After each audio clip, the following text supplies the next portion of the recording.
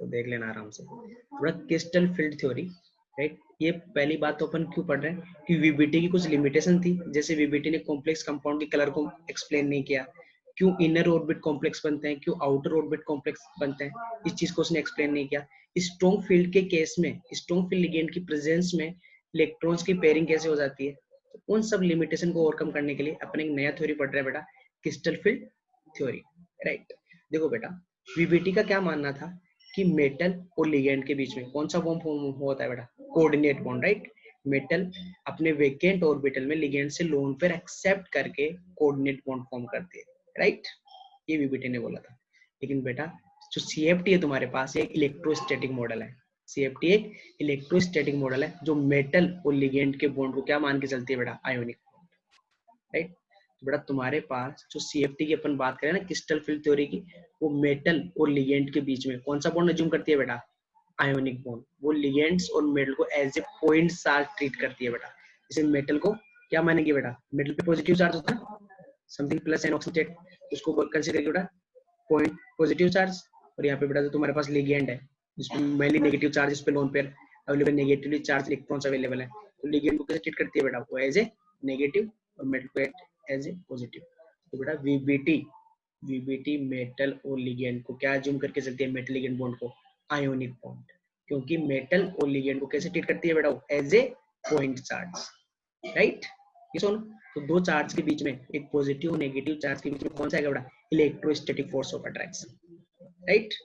तुम्हारे पास जो पहला पॉइंट बेटा, सीएफटी एक इलेक्ट्रोस्टैटिक मॉडल है क्योंकि वो मेटल और लिगेंड के बीच में आयोनिक बॉन्ड मानती है और क्या बोलती है कि मेटल एक पॉजिटिव पॉइंट चार्ज है और लिगेंड एक नेगेटिव पॉइंट चार्ज है, तो उनके बीच में electrostatic force of attraction assume करके चलती है। That's why CFT is the electrostatic model, right. ये सुन, अब बात बताओ ना बेटा, ये तुम्हारे पास मेटल एक पॉजिटिव चार्ज, लिगेंड एक नेगेटिव चार्ज, तो इनके बीच में इलेक्ट्रोस्टैटिक फोर्स ऑफ अट्रैक्शन आ जाएगा। लेकिन लिगेंड तो न्यूट्रल भी होता है ना बेटा, लाइक NO2 ये सब, राइट।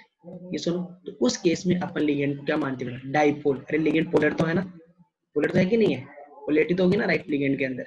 तो बेटा उस केस में अपन क्या बोलेंगे बेटा, आयन डाइपोल अट्रैक्शन, उसमें तो इलेक्ट्रोस्टैटिक फोर्स ऑफ अट्रैक्शन आएगा ना।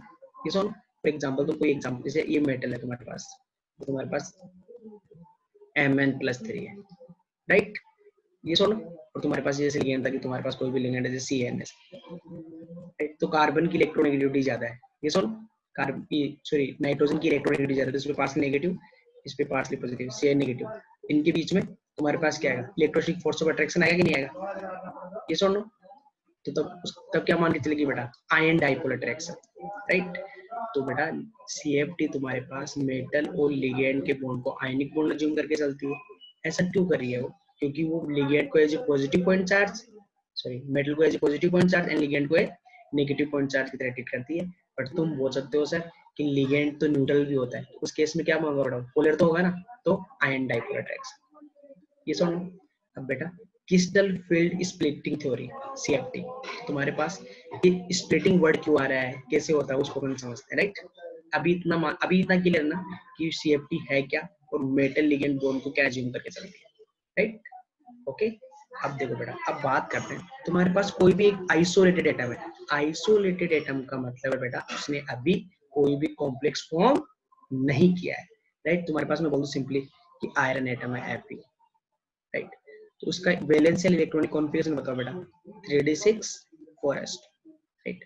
तो तुम्हारे पास इसके जो d ऑर्बिटल्स हैं, जो d ऑर्बिटल्स है बेटा, जो 5d ऑर्बिटल्स हैं, राइट, इन सबकी एनर्जी क्या होगी बेटा, इक्वल। ये तुमने पढ़ा है स्ट्रक्चर ऑफ एटम में कि एक सबसेल के जो ऑर्बिटल्स होते हैं, in the absence of externally applied electric and magnetic field, एक सबसेल के जितने भी ऑर्बिटल्स हैं सबकी एनर्जी इक्वल होती है। तो ऐसे ऑर्बिटल्स को बोलते हैं बेटा अपन डिजेनरेट ऑर्बिटल, राइट। तो तुम्हारे पास जो आयरन एटम है, अगर उसने कोई भी कॉम्प्लेक्स फॉर्म नहीं किया, मतलब वो अभी आइसोलेटेड है, तो उसके जो 5d ऑर्बिटल्स है उन सबकी एनर्जी क्या रहने वाली है बेटा, इक्वल। और इन 5 ऑर्बिटल्स को अपन क्या बोलेंगे, डिजेनरेट ऑर्बिटल, राइट और रॉन्ग, क्लियर है सबको। अभी तक इसमें कोई कॉम्प्लेक्स फॉर्म नहीं किया है, तो तुम्हारे पास जो आइसोलेटेड एटम है उसके जो 5d ऑर्बिटल है डी सबसेल के, उन सबकी एनर्जी इक्वल होती है, उसको अपने को पता क्या बोलते हैं बेटा, डिजेनरेट ऑर्बिटल, राइट। तो अभी जब ये एलिमेंट जो अपने पास मेटल एटम है, ये जब कॉम्प्लेक्स फॉर्म करेगा तब क्या सिनारियो रहेगा, राइट। बात करें इसकी। ओके, तो देखो बेटा, जब तुम्हारे पास मेटल और लिगेंड के बीच में बॉन्ड बनता है, मेटल और लिगेंड के बीच में जो बॉन्ड बनता है तो क्या करेगा, जो लिगेंड है वो मेटल को क्लोजली अप्रोच करेगा, राइट। लिगेंड के पास क्या है बेटा, लोन पेयर, तो मेटल के पास भी तो कुछ इलेक्ट्रॉन्स होंगे, ये सुनो, मेटल के पास भी तो कुछ इलेक्ट्रॉन्स होंगे ना बेटा, राइट। और सीएफटी क्या बोल रही है, मेटल और लिगेंड के बीच में कौन सा अट्रैक्शन है बेटा, electrostatic force of attraction, right. For example बेटा, अपन ये एग्जांपल कंसीडर करते हैं, Fe3 एंड Cn माइनस, मान लो ये बन रहा है तुम्हारे पास K3FeCl6, ये वाला कॉम्प्लेक्स है, राइट। ओके, तो यहाँ पे Fe किसमें, +3 में, इसके चारों तरफ कितने लिगेंड आएंगे बेटा, 6 लिगेंड्स आएंगे ना ऐसे, ये सुन, क्यों आएंगे, कौन सा फोर्स इनके बीच में बेटा, electrostatic force of attraction, right, जो कि मेटल लगाएंगे। तुम्हारे पास जो Fe+3 है वो क्या लगाएगा बेटा, इन पे इलेक्ट्रोस्टैटिक फोर्स ऑफ अट्रैक्शन लगाएगा, इसलिए लिगेंड क्या आएंगे बेटा, इसके पास में आएंगे, ये सुन, जो कि अपना आयनिक बॉन्ड एज्यूम करके चल रहे हैं।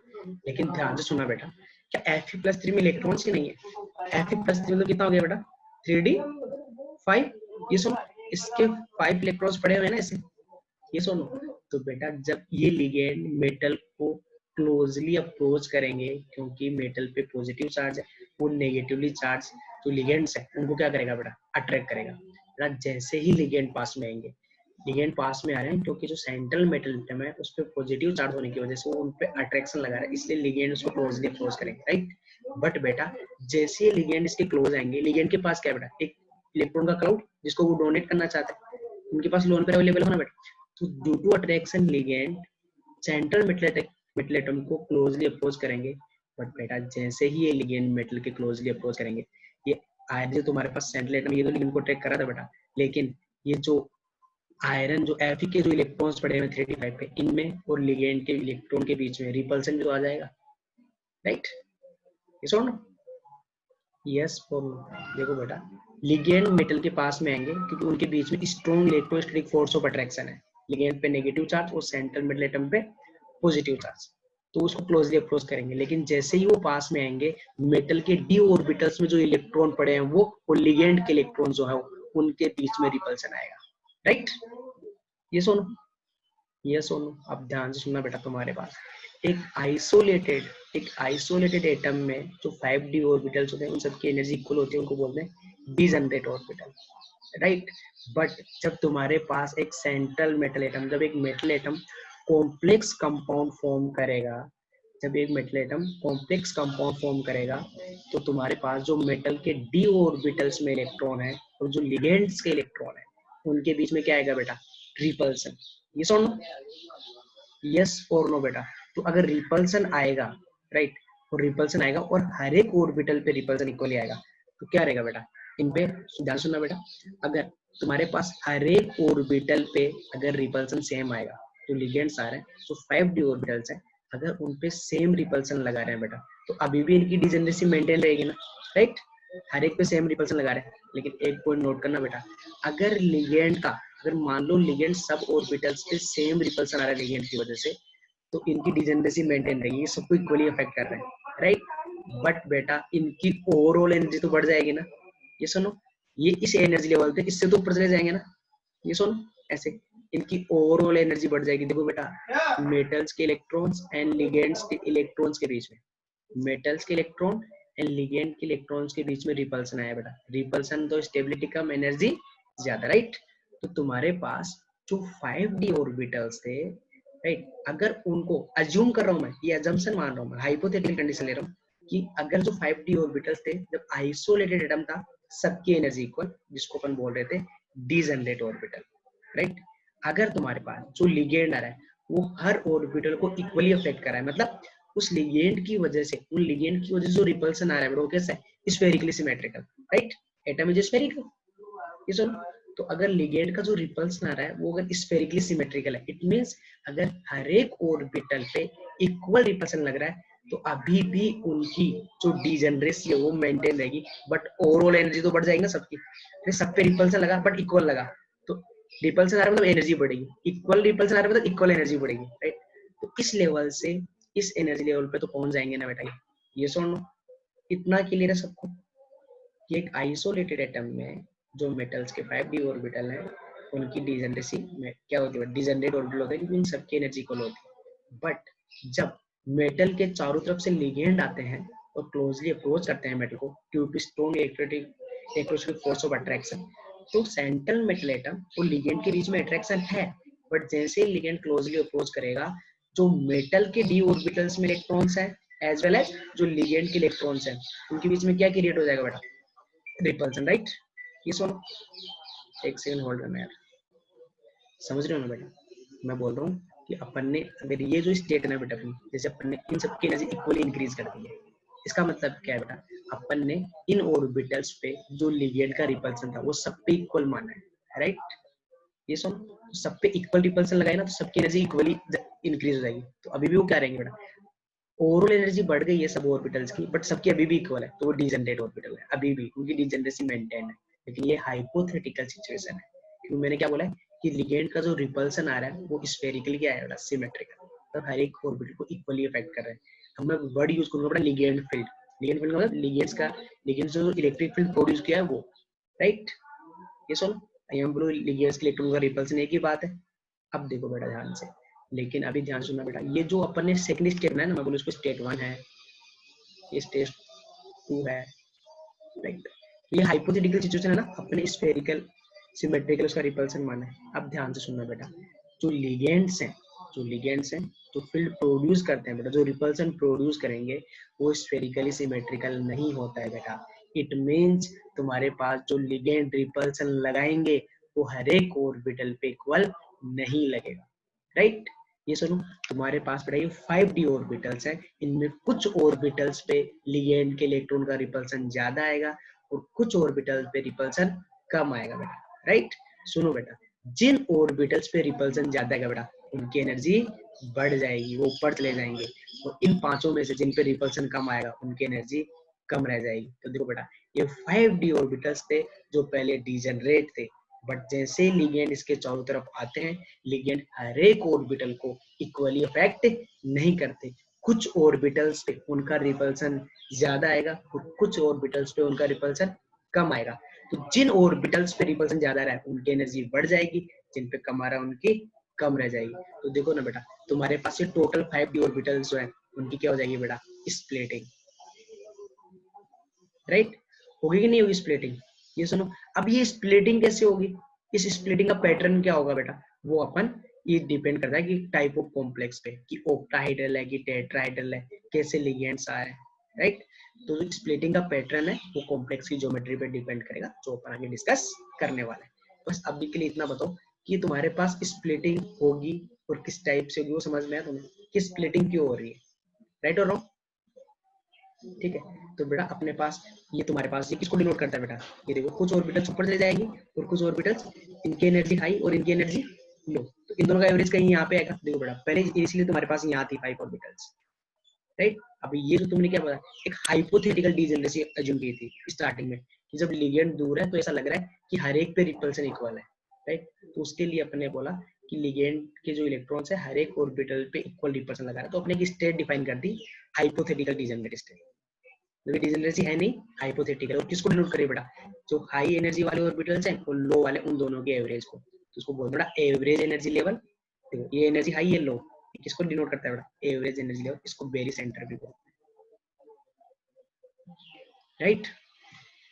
ध्यान से बेटा सबको क्लियर रह गया कि जो मेटल के 5d ऑर्बिटल्स हैं जैसे ही कॉम्प्लेक्स फॉर्म करेंगे उन पे क्या लगेगा बेटा, लिगेंड का रिपल्सन, राइट। जब लिगेंड उसके थोड़ा दूर होते तो ऐसा लगता है कि हर एक ऑर्बिटल पे इक्वल रिपल्सन आ रहा है, तो अपन एक हाइपोथेटिकल स्टेट मान लेते हैं बीच में, राइट। एक हाइपोथेटिकल की हाँ सबकी एनर्जी इंक्रीज होगी बट इक्वली इंक्रीज होगी, बट वो हाइपोथेटिकल है। एक्चुअल में जब लिगेंड क्लोजली अप्रोच करेंगे तो एक जो मेटल के डी ऑर्बिटल्स है उनको वो इक्वली अफेक्ट नहीं करते, कुछ ऑर्बिटल्स पे रिपल्सन हाई और कुछ ऑर्बिटल्स पे रिपल्सन लो। उससे क्या होगा, जो 5d ऑर्बिटल्स हैं वो दो एनर्जी लेवल में डिवाइड हो जाएंगे, राइट बेटा। जिनकी एनर्जी ज्यादा है, जिन पे रिपल्सन ज्यादा है उनकी एनर्जी हाई, और जिनकी एनर्जी लो है उनकी एनर्जी क्या रहेगी बेटा, कम। तो ये इस टाइप से स्प्लिटिंग होगी। स्प्लिटिंग का जो पैटर्न है वो ज्योमेट्री पे डिपेंड करेगा, ऑक्टाहेड्रल टेट्राहेड्रल वो अलग अलग अपन डिस्कस करने वाले हैं, राइट। तो अगर इसमें किसी को डाउट है कि कैसे क्या हुआ तो पूछ सकते हो। राइट। क्रिस पहले हंस रहा था, लेकिन जैसे ही थ्योरी स्टार्ट हुआ ना, स्प्लिटिंग हुई, क्रिस से शक्ल बना के बैठा। क्रिस समझ बेटा, मजा आएगा तेरे, समझो। यहाँ से पढ़ो इसको, नोट्स को, और कोई डाउट है तो बताओ मेरे को।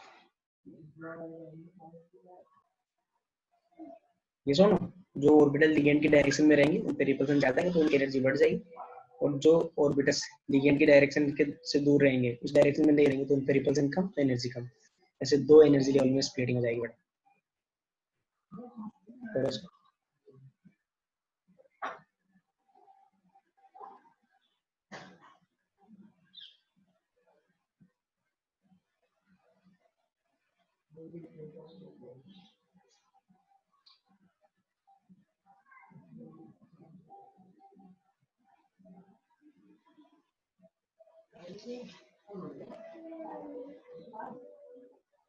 बड़ा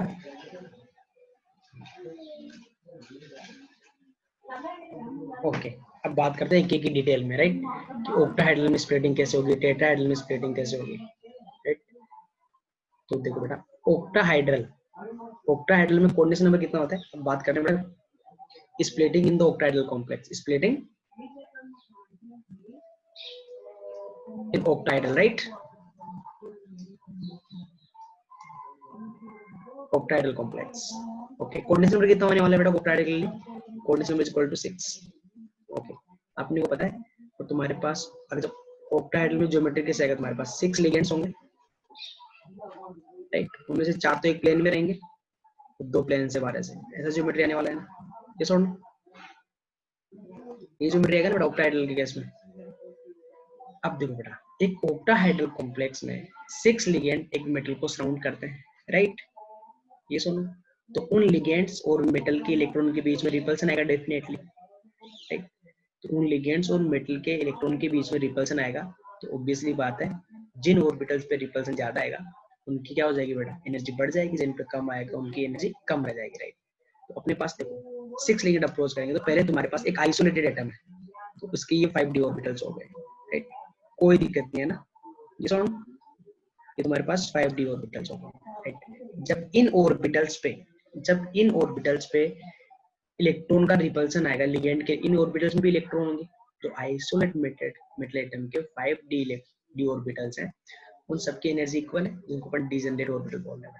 जब तुम्हारे पास ऑक्टाहाइड्रल कॉम्प्लेक्स में 6 लिगेंड मेटल को सराउंड करेंगे, तो मेटल के इलेक्ट्रॉन और लिगेंड के इलेक्ट्रॉन के बीच में रिपल्सन आएगा, और उस रिपल्सन से एनर्जी क्या करेगी बेटा, इंक्रीज करेगी, ये सुनो। तो अपन एक बीच में हाइपोथेटिकल डिजनरेट स्टेट मानते हैं, अपन क्या मान के चलते हैं, जो लिगेंड का जो फील्ड है वो कैसा है बेटा, स्फेरिकली सिमेट्रिकल, इसका मतलब हर एक ऑर्बिटल पे क्या आएगा बेटा, इक्वल रिपल्सन आएगा, ये सुनो, ये तुम्हारे पास। लेकिन तो तुम्हारे पास जो हाइपोथेटिकल डिजनरेट स्टेट है वो वन डिफाइन क्यों कर रहे हैं, क्योंकि वो एवरेज एनर्जी लेवल को डिनोट करती है, राइट। अब बताओ बेटा, ये तुमने हाइपोथेटिकल माना है, क्या जो लिगेंड है उनका हर एक ऑर्बिटल पे इक्वल रिपल्सन आएगा, नो, राइट। और तो इसका मतलब हर एक पे इक्वल रिपल्सन नहीं आएगा, तो कुछ पे रिपल्सन ज्यादा आएगा, कुछ पे रिपल्सन कम आएगा, जिन पे रिपल्सन ज्यादा आएगा उनकी एनर्जी बढ़ जाएगी, जिन पे रिपल्सन कम आएगा उनकी एनर्जी थोड़ी कम रह जाएगी, ये सुनो। तो ओवरऑल तुम्हारे पास जो 5d ऑर्बिटल्स हैं उनकी स्प्लिटिंग हो जाएगी, राइट। स्प्लिटिंग का पैटर्न किस पे डिपेंड करेगा बेटा, जो लिगेंड का फील्ड कैसा है उस पे। तो यहाँ पे तुम्हारे पास 6 लिगेंड्स आ रहे हैं बेटा, और ध्यान से सुनना बेटा, तुम्हारे पास जो 6 लिगेंड्स आ रहे हैं ऑक्टाहाइड्रल कॉम्प्लेक्स में, लिगेंड मेटल को अलोंग द एक्सिस अप्रोच करते हैं, किधर से अप्रोच करते हैं बेटा, अलोंग द एक्सिस। बेटा ऑक्टाहाइड्रल कॉम्प्लेक्स में लिगेंड्स मेटल को अलोंग द एक्सिस अप्रोच करते हैं, तो वो डी ऑर्बिटल्स जो अलोंग द एक्सिस लाई करते हैं, वो डी ऑर्बिटल्स जिनके लोब्स एक्सिस पे लाई करते हैं, उन पे रिपल्सन ज्यादा आएगा एज कम्पेयर टू जिनके लोब्स एक्सिस पे लाई नहीं करते हैं। देखो तुम्हारे पास 5d ऑर्बिटल्स होते हैं, एक होता है dx square Y square, dx square Y square geometry पता है तुम्हें कैसा होता है, इसके जो लोब्स हैं वो x एंड y एक्सिस पे लाई करते हैं, ऐसे, राइट, ये x एंड y एक्सिस।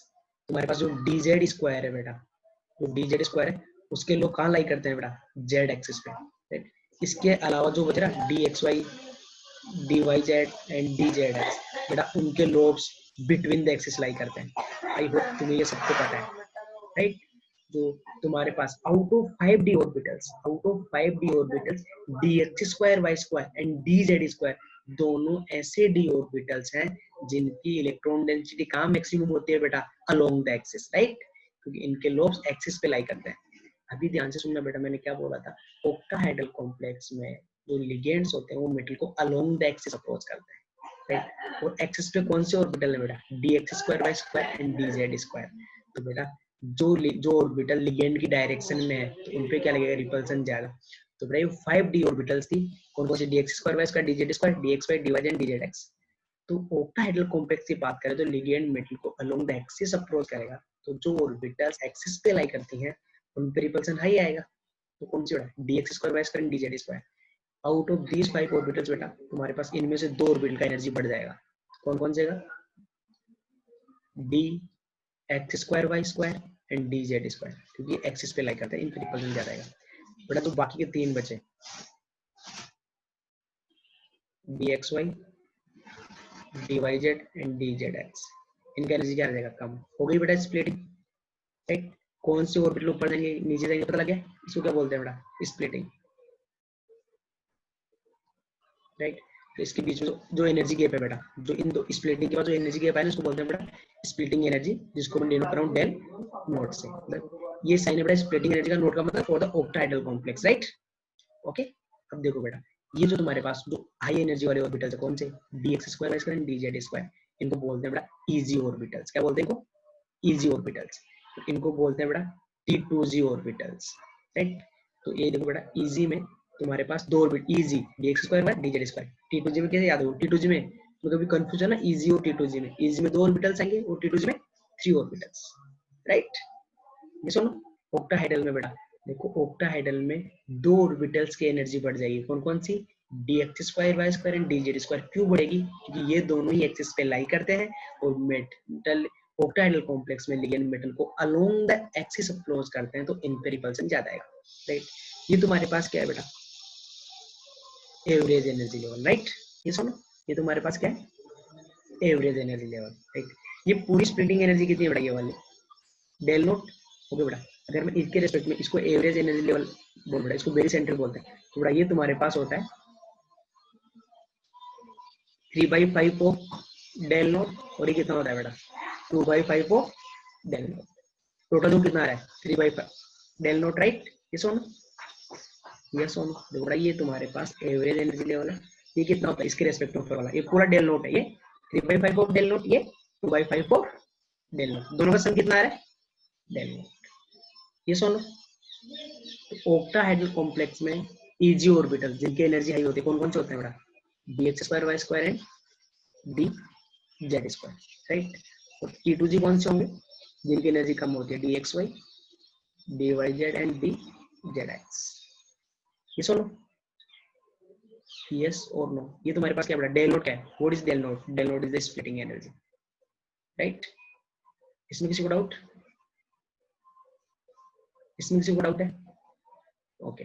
अभी अपने को ये डिस्कस करना है बेटा कि तुम्हारे पास जो स्प्लिटिंग एनर्जी है इसका मैग्नीट्यूड तो वेरी हो सकता है ना, देखो स्प्लिटिंग हमेशा ऐसे ही होगी कि dx²y² dz² ऊपर और ये तीनों नीचे। ऑक्टाहेड्रल में स्प्लिटिंग का पैटर्न यही रहने वाला है, लेकिन ये मैग्नीट्यूड तो चेंज होता है डेल नोट का, कभी स्प्लिटिंग मान लो ज्यादा हो जाए, कभी कम हो जाए। तो जो तुम्हारे पास स्प्लिटिंग एनर्जी का मैग्नीट्यूड है वो किन किन चीजों पर डिपेंड करेगा, डिस्कस करें। जो स्प्लिटिंग एनर्जी है उसका मैग्नीट्यूड किन किन फैक्टर्स पे डिपेंड करेगा वो डिस्कस करें। इतना क्लियर ना, इसमें किसी को डाउट नहीं। तो देखो बड़ा,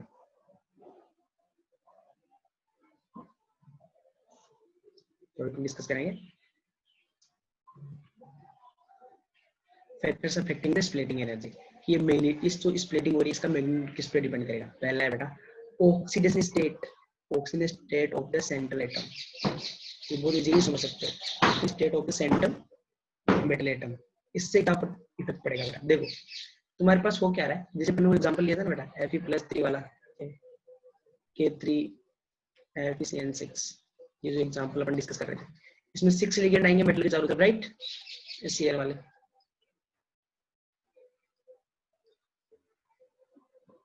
मेटल क्लोजली अप्रोच करेंगे, राइट। अब बताओ ऑक्सीडेशन स्टेट ऑफ मेटल का क्या इफेक्ट पड़ेगा। देखो बेटा इस पे जितना ज्यादा, अगर मेटल पे पॉजिटिव चार्ज ज्यादा हुआ, अगर मेटल पे पॉजिटिव चार्ज ज्यादा हुआ तो लिगेंड को क्या करेगा बेटा, ज्यादा क्लोजली अटैक करेगा। ये सुनो, अगर मेटल पे पॉजिटिव चार्ज ज्यादा है तो लिगेंड को क्या करेगा, लिगेंड पे ज्यादा अट्रैक्शन लगाएगा।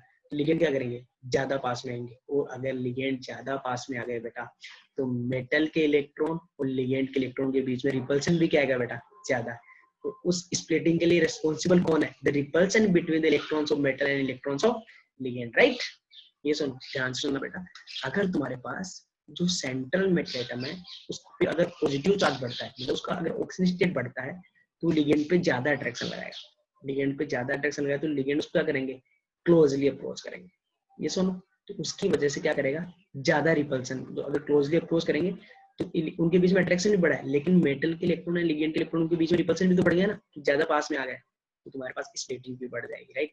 तो सेंट्रल मेटल एटम का ऑक्सीडेशन स्टेट ज्यादा, तो स्प्लिटिंग एनर्जी भी ज्यादा। एक इंपॉर्टेंट फैक्टर है। दूसरा होता है बेटा स्ट्रेंथ ऑफ लिगेंड।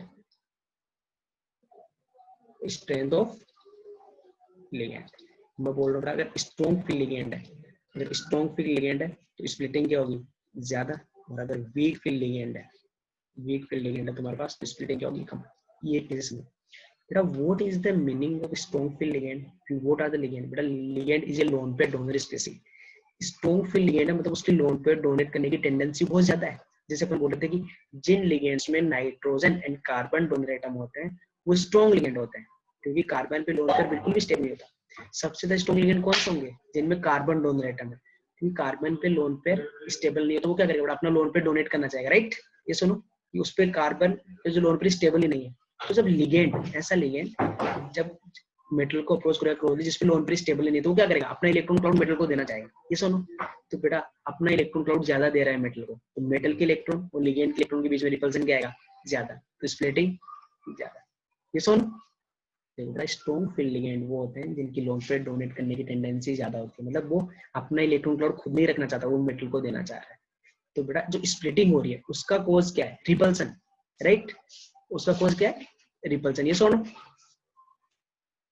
तुम्हारे पास अगर अपना लोन पे उसकी लोन पे डोनेट करने की टेंडेंसी ज्यादा है, तो मेटल के जो इलेक्ट्रॉन्स है वो और लिगेंड के जो इलेक्ट्रॉन्स है उनके बीच में रिपल्सन ज्यादा आएगा ना, कि लिगेंड अपना लोन पे देना चाह रहा है, उसकी टेंडेंसी ज्यादा है देने की। तो अगर मेटल को ज्यादा कंट्रीब्यूट करेगा उसका लोन पे, तो मेटल के इलेक्ट्रॉन और लिगेंड के इलेक्ट्रॉन के बीच में रिपल्सन क्या आएगा, हाई, तो स्प्लिटिंग एनर्जी हाई, राइट।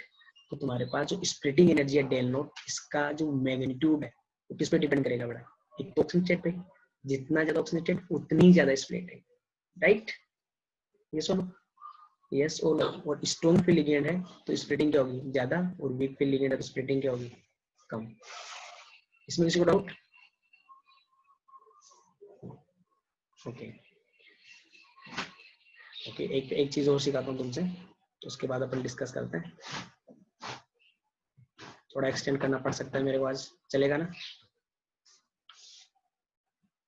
अरे सुमित, खुश करने के लिए पूछा था, तो एक्सटेंड करना है तो मैं करूंगा ही। तुम्हें भी लगी सर से पूछ के फिर काम करते हैं,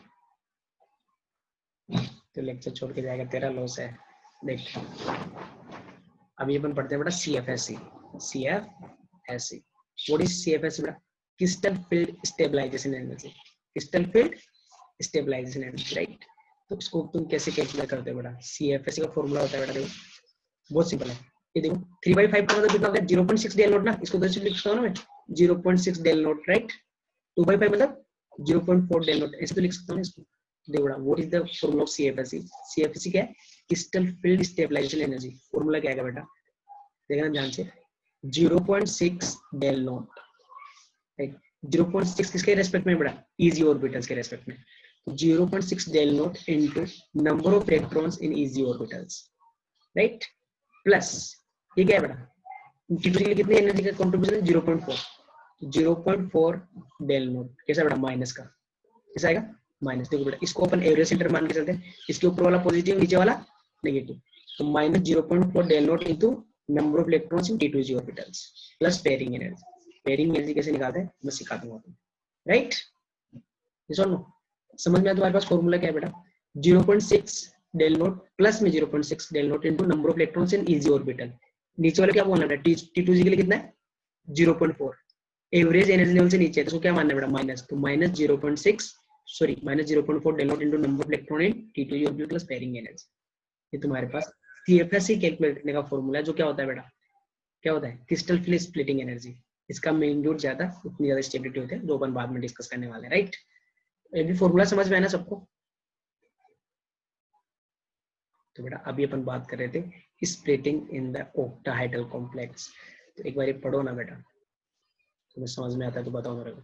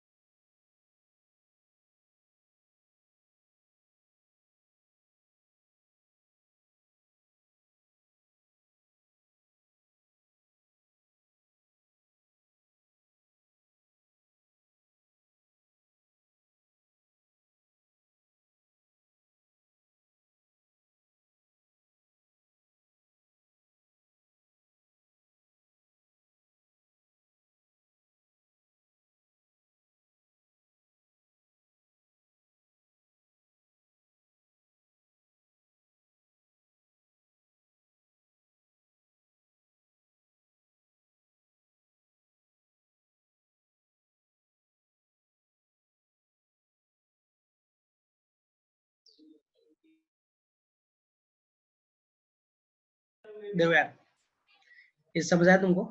स्ट्रॉन्ग फील्ड के केस में स्प्लिटिंग क्या होगी, ज्यादा, और वीक फील्ड के लिगेंड, राइट, और वीक फील्ड के केस में स्प्लिटिंग क्या होगी बेटा, कम, राइट।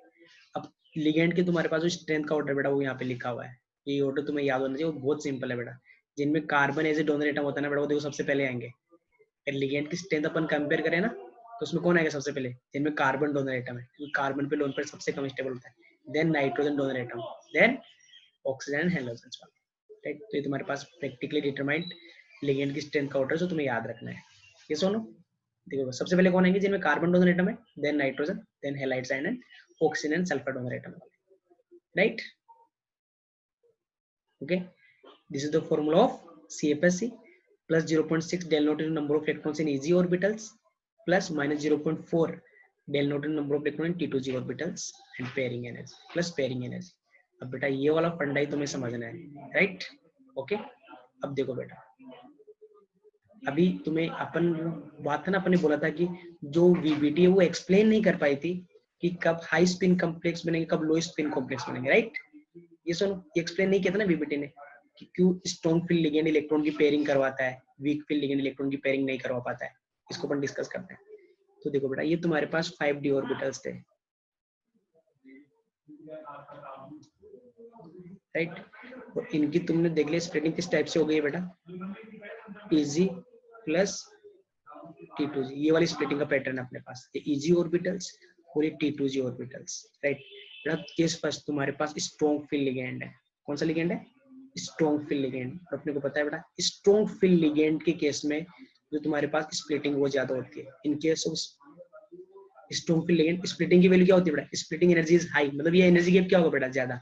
ये सुनो, in case of strong field ligand अभी अपने डिस्कस किया है, स्ट्रॉन्ग फील्ड लिगेंड के केस में स्प्लिटिंग एनर्जी क्या होगी बेटा, कम। What is the meaning of splitting energy बेटा, ये जो स्प्लिटिंग की जो एनर्जी गैप है ना, ये वाला ज्यादा होगा, राइट।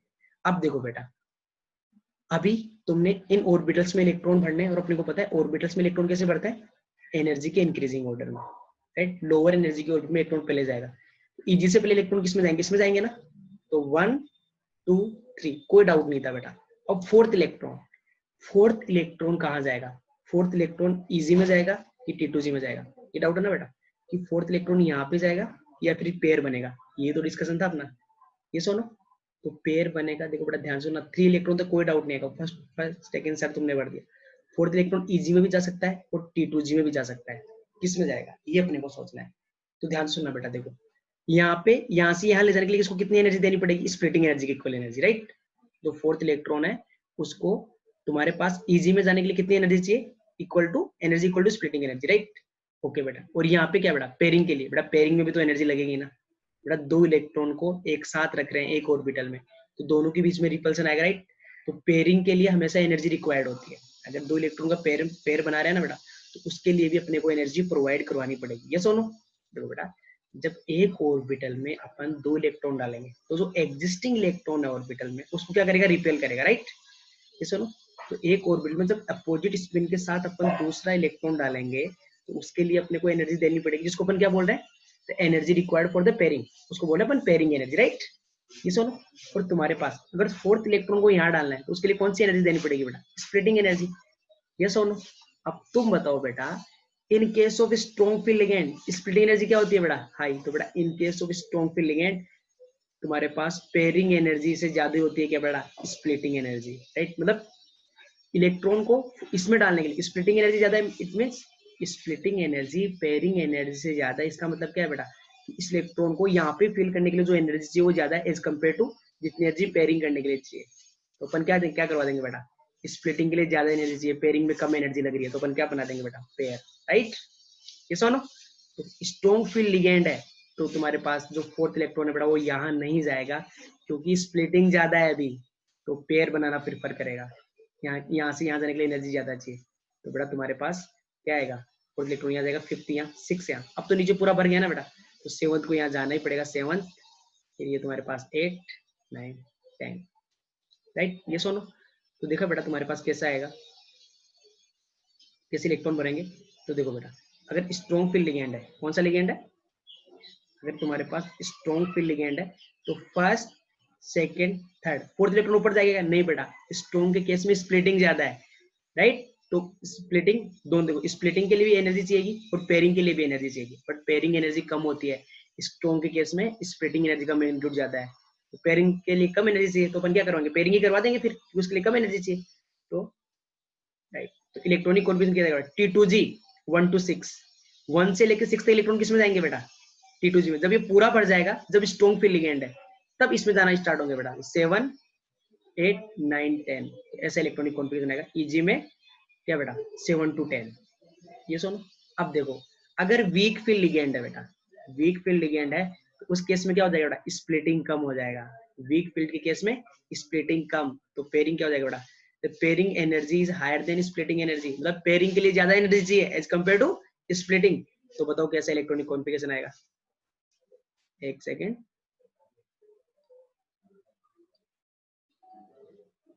बताओ ना बेटा, अभी कैसा सिनेरियो रहेगा। फर्स्ट सेकंड थर्ड, ये तीनों तो इसमें जाएंगे, पहले वाले तीन। फोर्थ इलेक्ट्रॉन क्या जाएगा बेटा, देखो वीक फील्ड लिगेंड की बात कर रहे हैं, वीक फील्ड के केस में स्प्लिटिंग कम है, तो इलेक्ट्रॉन पेयर नहीं बनाएगा, कहां जाएगा, यहाँ पे 4 5, अभी 6 वाला आएगा, 6 7 8 9 10। अब समझ में आया बेटा कि स्ट्रॉन्ग फील्ड लिगेंड पेयरिंग क्यों करवाता था, राइट। वहां पे अपन एक्सप्लेन नहीं कर पा रहे थे, बीबीटी ने बोला कि पेयरिंग होगी, बट क्यों हो रही थी वो एक्सप्लेन नहीं कर रही थी। अभी समझ में आया कि पेयरिंग कैसे होगी, स्ट्रॉन्ग फील्ड के केस में स्प्लिटिंग ज्यादा हो जाती है, ये सुनो। तो इलेक्ट्रॉन उस ऊपर वाले ऑर्बिट में जाने की बजाय क्या करेगा, पेयर बनाना प्रेफर करेगा, यस और नो। तो देखो ना बेटा, ये पढ़ो, समझ में आ रहा है ना तुमको ये वाला पार्ट। देखो स्ट्रॉन्ग फील्ड लिगेंड के केस में तुम्हारे पास क्या बेटा, स्प्लिटिंग का मैग्नीट्यूड ज्यादा हो जाए as compare to pairing energy. तो बेटा अपन क्या करेंगे बेटा, पेयरिंग एनर्जी, पेयर नहीं बनेगा ना, फिर पेयर बनाएंगे ना, फिर स्प्लिटिंग एनर्जी ज्यादा है पेयरिंग से, तो अपन क्या प्रेफर करेंगे कि स्प्लिटिंग ज्यादा है तो पेयर बना दो, तो अपन पेयर बना देंगे। तो कैसे कॉम्प्लेक्स बनेंगे बेटा, लो स्पिन कॉम्प्लेक्स। अभी क्लियर है सबको कि स्ट्रॉन्ग फील्ड की प्रेजेंस में लो स्पिन कॉम्प्लेक्स क्यों बनता है, इन case of week field ligand, in case of week field ligand pairing energy क्या होती है ज्यादा, तो क्या करेंगे बेटा, जब मारना स्टार्ट करेंगे। ये समझ में आ रहा है तुमको, ये कैसे आ रहा है, ये कैसे लिखा है मैंने, बेटा अपन वीक फील्ड लिगेंड की बात कर रहे हैं अभी। तो देखो बेटा, ये तुम्हारे पास T2G ऑर्बिटल्स और ये EG, तो अपन वीक फील्ड की बात करें ना, तो first second third, T2G 1 to 3 होगा, फिर 4 and 5 किस में जाएंगे बेटा, इसमें, राइट। पेयर नहीं बनेगा ना वीक फील्ड के केस में, स्प्लिट पेयर क्यों नहीं बनता, ये इंपॉर्टेंट है। अपने को पहले ही पता था वीक फील्ड के केस में पेयरिंग नहीं होती है, बट क्यों नहीं होती है, क्योंकि बेटा यहाँ पे तुम्हारे पास वीक फील्ड के केस में स्प्लिटिंग एनर्जी कम होती है पेयरिंग एनर्जी के कंपेरिजन में, तो पेयरिंग के लिए ज्यादा एनर्जी चाहिए, तो अपन क्या करेंगे बेटा, ऊपर वाले में डाल देंगे ना, ऊपर जाने के लिए कम एनर्जी चाहिए, तो ये सुनो। तुम्हारे पास T2G में 1 to 3, फिर EG 4 to 5, अब 6 7 कहाँ पे आएंगे बेटा, 6 7 8 EG में, फिर 9 10 वापस इसमें। तो ये सबको क्लियर है बेटा, ये सबको क्लियर है ना। तो वीक फील्ड में कैसे कॉम्प्लेक्स बनेंगे बेटा, हाई स्पिन कॉम्प्लेक्स, राइट।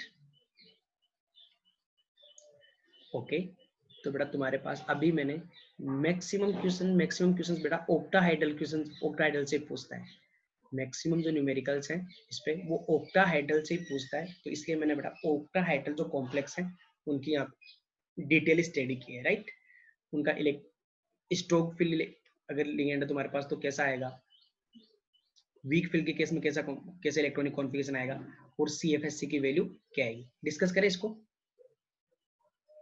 ये समझ लेना बेटा, अगर ये तुमने समझ लिया ना तो बस आगे वाले, अगर ये तुम्हारे पैटर्न समझ में आएगा ना तो आगे को टेट्राहाइड्रल और स्क्वायर प्लेन में तुम्हें कोई प्रॉब्लम ही नहीं आएगी, राइट। ओके, तुम्हें बेटा ऑक्टाहाइड्रल की बात कर रहे हैं अपन, किसकी बात कर रहे हैं, ऑक्टाहाइड्रल की। तो ऑक्टाहाइड्रल में पहले तो अपन यहाँ साइड में स्प्लिटिंग बना लेते हैं कैसे होती है, राइट, ये वाली। तो इसमें दो ऊपर EG ऑर्बिटल्स और ये तुम्हारे पास T2G orbitals, right. Okay, CFSC का फॉर्मूला तुम्हें बता देता हूं मैं, क्या होता है, 0.6 del naught into number of electrons in EG orbital plus minus 0.4 del naught into number of electrons in T2G orbitals plus क्या बेटा, पेयरिंग एनर्जी। ये सुनो, ये फॉर्मूला होता है ना। ओके, अब देखो बेटा तुम्हारे पास इलेक्ट्रॉनिक कॉन्फिगरेशन लिख रहा हूं मैं, D1 तुम्हें यहाँ पे स्ट्रॉन्ग फील्ड लिगेंड बताना है कि स्ट्रॉन्ग फील्ड के लिगेंड में क्या इलेक्ट्रॉनिक कॉन्फिगरेशन आएगा, CFSC की वैल्यू बतानी है, वीक फील्ड लिगेंड और CFSC की वैल्यू बतानी है। ओके, मैं कुछ करके दिखा रहा हूँ, फिर तुम लोग मेरे को करके दिखाओगे, राइट। देखो बेटा D1 है, D1 का मतलब इलेक्ट्रॉन कहाँ जाएगा, इसमें T2G में जाएगा ना बेटा, पहला इलेक्ट्रॉन 3 तक तो इसमें जाएंगे, तो इलेक्ट्रॉनिक कॉन्फिगरेशन क्या जाएगा तुम्हारे पास, T2G1 इजी में कितना है बेटा 0। CFSC कैलकुलेट करके बताओ बेटा, what is the value of CFSC, plus 0.6 into number of electron easy कितना है बेटा 0, तो ये तो 0 हो गया, right. Minus 0.4 del naught into number of electron in T2G कितना है बेटा 1, तो यहाँ से कितना आ जाएगा, और पेयर तो बना ही नहीं है अभी तक, तो पेयरिंग एनर्जी आएगी नहीं, तो कितना आ जाएगा माइनस 0.4। इसमें कोई डाउट, इसमें किसी को डाउट है क्या, ये सुनो। अब देखो बेटा तुम्हारे पास weak field ligand, weak field ligand की बात करें, अरे वीक फील्ड लिगेंड में भी तो यही आएगा ना, वीक फील्ड लिगेंड के तो थर्ड के बाद फोर्थ कहाँ जाएगा वो डिसाइड करेगा स्ट्रॉन्गर की वीक है, अभी भी इलेक्ट्रॉनिक कॉन्फिगरेशन ये आएगा T2G1 इजी 0, और CFSC कितना आ जाएगा बेटा माइनस 0.4 डेल नॉट। D2 बताओ बेटा, D2 में मतलब T2G में कितने हो गए बेटा 2, इजी में अभी भी 0 है, तो T2G में 2 इलेक्ट्रॉन्स एंड इजी में 0, राइट। ये सुनो, इस सेफ्टी के अकॉर्डिंग इलेक्ट्रॉनिक कॉन्फिगरेशन लिख रहा हूँ बेटा मैं, अब बताओ तुम्हारे पास ये कितना आ जाएगा, CFSC बताओ बेटा इन case of strong field ligand, easy में 0 तो ये पूरा फैक्टर 0, पेयर नहीं बना तो ये भी 0, T2G में कितने हो गए बेटा 2 इलेक्ट्रॉन्स, तो कितना जाएगा minus 0.8 del naught. Weak field के केस में भी इलेक्ट्रॉनिक कॉन्फिगरेशन ये आएगा T2G 0, T2G2 इजी 0, और ये भी कितना जाएगा बेटा 0.8 डेल नॉट। आई थिंक इसमें किसी को डाउट नहीं है। अब देखो बेटा D3, D3 बताओ क्या होगा D3 में, D3 ये, तो T2G में कितने हो गए बेटा 3, इजी में अभी भी 0 है। CFSC की वैल्यू बताओ बेटा, इजी में अभी भी 0 है, पेयरिंग पेयर कोई बना नहीं है, तो पेयरिंग एनर्जी भी नहीं आएगा, ये भी नहीं आएगा, इसमें कितने होगा बेटा 3, तो कितना हो जाएगा माइनस 1.2 डेल नॉट। सिमिलरली ये भी इतना ही आएगा T2G 3 easy 0 minus 1.3 del not. यहाँ पे स्ट्रॉन्ग और वीक के केस में कोई फर्क नहीं है, अभी आएगा बेटा, अभी फर्क आएगा। देखो बेटा D4, राइट, कौन से लिगेंड की बात कर रहे हैं बेटा, स्ट्रॉन्ग फील्ड लिगेंड, बता सकते हो क्या होगा बेटा, स्ट्रॉन्ग फील्ड लिगेंड के केस में स्प्लिटिंग एनर्जी ज्यादा होती है, तो क्या करवाएंगे बेटा पेयरिंग करवाएंगे, तो कितने हो जाएंगे T2G 4, राइट, T2G में कितने हो जाएंगे बेटा 4, राइट, और इजी में कितना रहेगा अभी भी 0। देखो बेटा स्ट्रॉन्ग फील्ड लिगेंड के केस में स्प्लिटिंग ज्यादा होती है, तो फोर्थ इलेक्ट्रॉन ऊपर नहीं जाएगा, कहां जाएगा पेयर बना लेगा यहाँ पे, तो कितना होगा T2G 4 easy 0। What is the magnitude of splitting energy बेटा माइनस 0.4 इंटू 4, राइट, तो माइनस 0.4 इंटू 4 कितना हो जाएगा बेटा 1.6 डेल नोट। अब तो बेटा पेयरिंग एनर्जी भी आएगी ना, एक पेयर बन गया है, तो क्या कर दूंगा बेटा प्लस पी, पी किसको डिनोट कर रहा है बेटा एक पेयर को, एक पेयरिंग एनर्जी आ गई, तो पी लिखना उसको। अब देखो वीक फील्ड लिगेंड के केस में बेटा D4 का ही बताना है, इन case of week field ligand क्या हो जाएगा बेटा 1 2 3, ये फोर्थ यहाँ पे नहीं आएगा, द वीक फील्ड लिगेंड है, वीक फील्ड के केस में स्प्लिटिंग कम होती है, राइट, तो बेटा पेयर नहीं बनाएंगे ना, अरे वीक फील्ड के केस में तुम्हारे पास स्प्लिटिंग एनर्जी कम होती है तो ऊपर चला जाएगा ना, अरे स्प्लिटिंग कम हुई है तो आसानी से यहाँ चला जाएगा जंप मार के, फोर्थ इलेक्ट्रॉन यहाँ आएगा बेटा, इलेक्ट्रॉनिक कॉन्फिगरेशन क्या आएगा बेटा T2G 3 इजी 1। अब देखो बेटा अब दोनों में डिफरेंस चालू हो गया है, यहाँ पे CFSC की वैल्यू बताओ बेटा, इजी में 1 इलेक्ट्रॉन है, ये भी कितना हो जाएगा 0.6 del naught into 1, plus T2G में कितने बेटा 3, तो plus minus 0.4 del naught into 3, कोई पेयर बना ही नहीं अभी तक, पेयरिंग एनर्जी आएगी नहीं। D5, D5 बेटा देखो किसकी बात कर रहे हैं अपन, स्ट्रॉन्ग फील्ड लिगेंड की, तो 3, ये तुम्हारे पास फोर्थ, स्ट्रॉन्ग फील्ड में स्प्लिटिंग ज्यादा होती है तो पेयर बनाएंगे, और 5, तो T2G में कितने हो गए बेटा T2G 5 इजी में अभी भी 0 है बेटा, पेयर कितने बन गए दो, तो 2p, ये कितना हो जाएगा बेटा 0.4 इंटू कितना बेटा कितने इलेक्ट्रॉन 5, तो कितना 2.0 minus 2.0 del plus 2p। T2G में बताओ बेटा अगर वीक फील्ड लिगेंड होता, वीक फील्ड लिगेंड हो तो 1 2 3 4, फिफ्थ कहां जाता बेटा यहाँ पे, तो देखो बेटा T2G में 3 हो जाते हैं और इजी में 2। स्प्लिटिंग एनर्जी बताओ बेटा कैसे कैलकुलेट करेंगे, क्रिस्टल फील्ड स्टेबलाइजेशन एनर्जी कितने बेटा 0.6 into number of electrons in EG orbital कितने बेटा 2, तो कितना हो जाएगा 1.2 del naught, plus minus 0.4 del naught कितना बेटा कितने इलेक्ट्रॉन इजी में 3, पेयर कोई बना नहीं है तो अभी भी पेयरिंग एनर्जी यहाँ पे नहीं है। समझ में आ रहा है मैं कैसे कर रहा हूँ, यस और नो, यस और नो,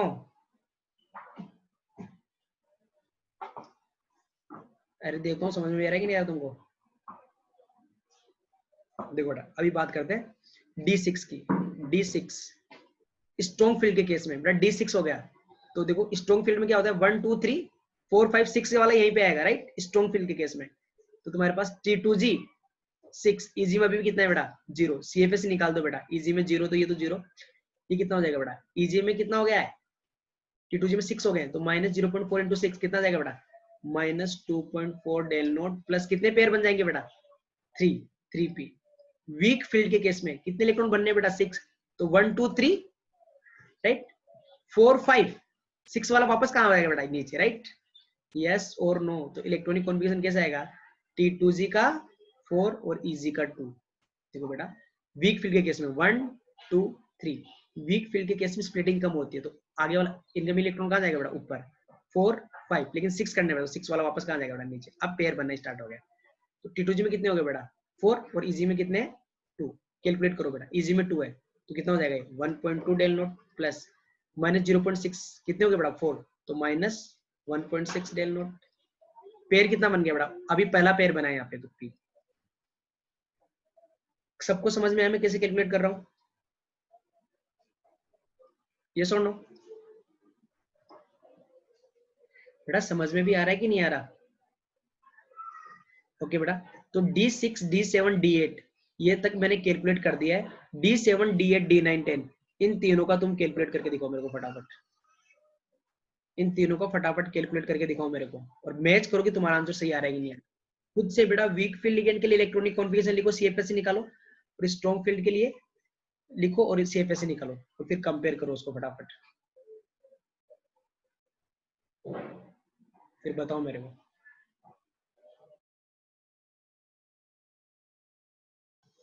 अभी क्लियर है सबको? स्ट्रॉन्ग फील्ड के केस में ना बेटा स्प्लिटिंग का मैग्नीट्यूड ज्यादा होता है तो तुम्हारे पास इलेक्ट्रॉन इजी में नहीं जाएगा।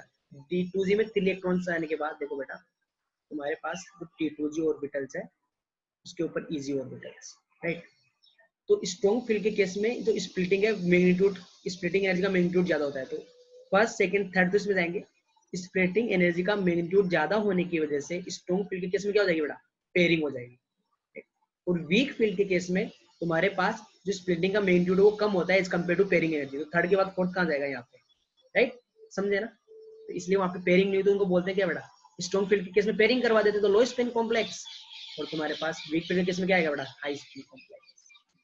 टेट्राहाइड्रल में अगर तुम्हें कोई डाउट है लिगेंड की स्ट्रेंथ का ऑर्डर याद कर लेना, सबसे पहले कार्बन डोनर एटम आएंगे उसके बाद nitrogen donor and then halogen and oxygen sulphur donor atom वाले।